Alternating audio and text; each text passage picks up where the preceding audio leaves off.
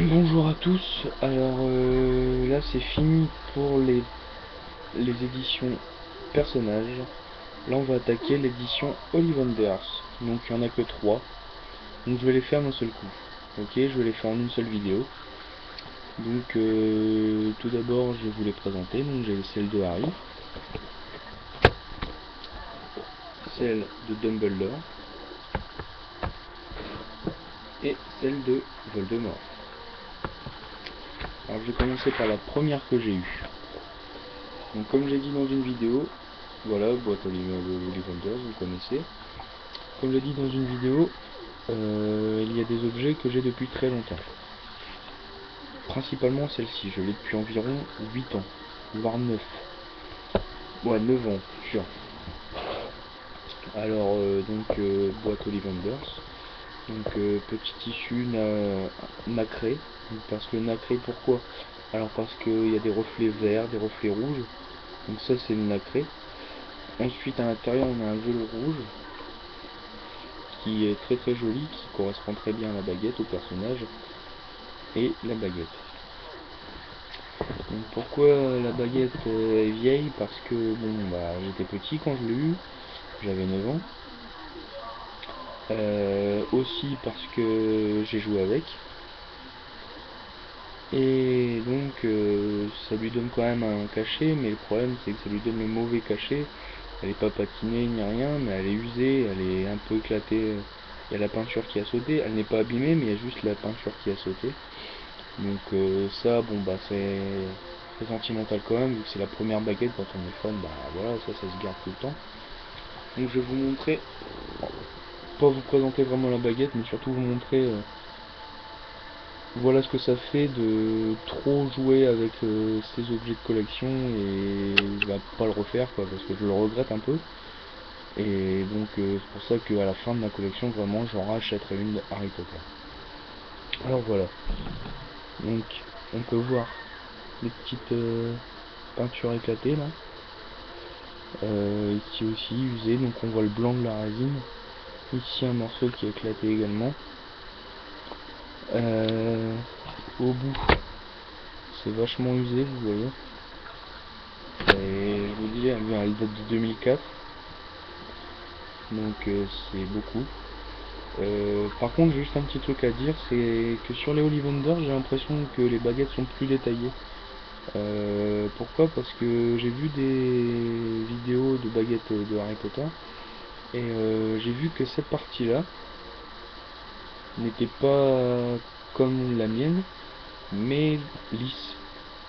En fait, voilà, la mienne, elle est comme ça. Ça fait un peu comme la baguette de Ron. Vous voyez, il y a plein de petites facettes.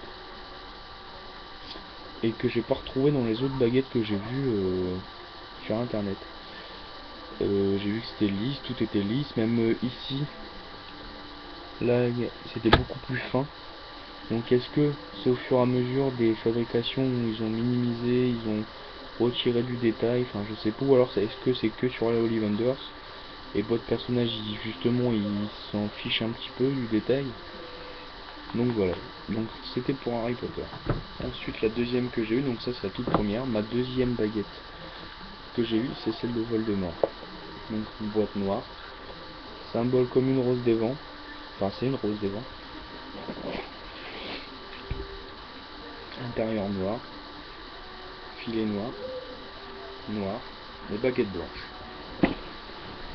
Alors pareil, la baguette de Voldemort, bon elle je l'ai pas utilisée, hein, j'avais grandi quand même, donc elle est de 2005. C'est une très belle baguette. Elle à part le manche, il y a une similitude avec celle de Harry, c'est là. Les deux parties qui est ici, exactement pareil. Exactement les mêmes tailles. Bon, l'intérieur on le voit pas, mais on sait qu'à l'intérieur c'est de la plume de phénix. Donc on peut vraiment considérer que c'est des vraies jumelles, et que ce soit au niveau formel qu'au niveau intérieur de la baguette.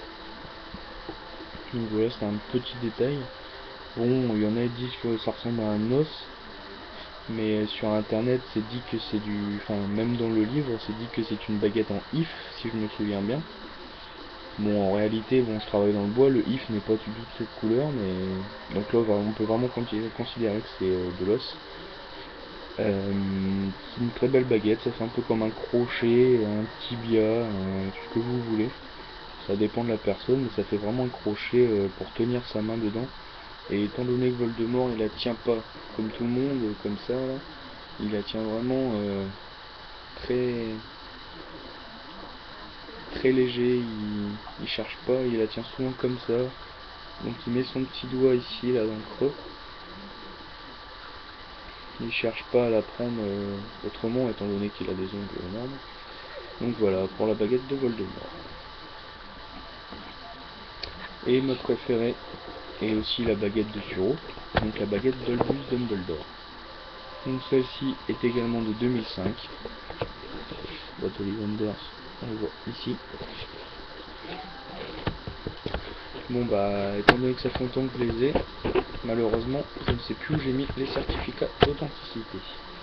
C'est très dommage, mais tant pis, j'ai pas raté de chercher après, mais je trouve pas.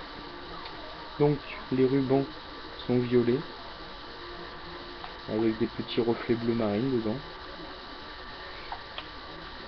L'intérieur est bleu nuit, un très très joli bleu nuit. Et la baguette est tout simplement magnifique. Elle est... Pour moi c'est la baguette parfaite, franchement. Elle représente bien la brute, le bois brut, pardon, la noblesse aussi de Dumbledore. Elle montre aussi qu'elle a vécu. Elle a beaucoup vécu et ces symboles-là, justement, étant donné que c'est la baguette de Suro, est-ce que justement c'est pas une marque de la mort ou quoi d'autre? Mais en tout cas, c'est vraiment une baguette que j'aime beaucoup et donc celle-là, c'est la troisième baguette que j'ai eue donc en Ollivanders. Donc cette baguette-là, j'y tiens énormément et c'est avec cette baguette que je vais réaliser le présentoir un peu comme Bellatrix, vraiment pour l'isoler de toutes les autres baguettes car c'est la baguette de Dumbledore, mais aussi une relique de la mort.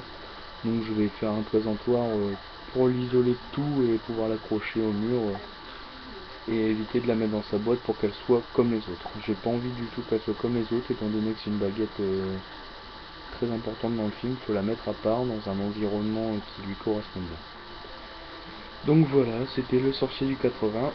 Merci de regarder ma vidéo, à bientôt.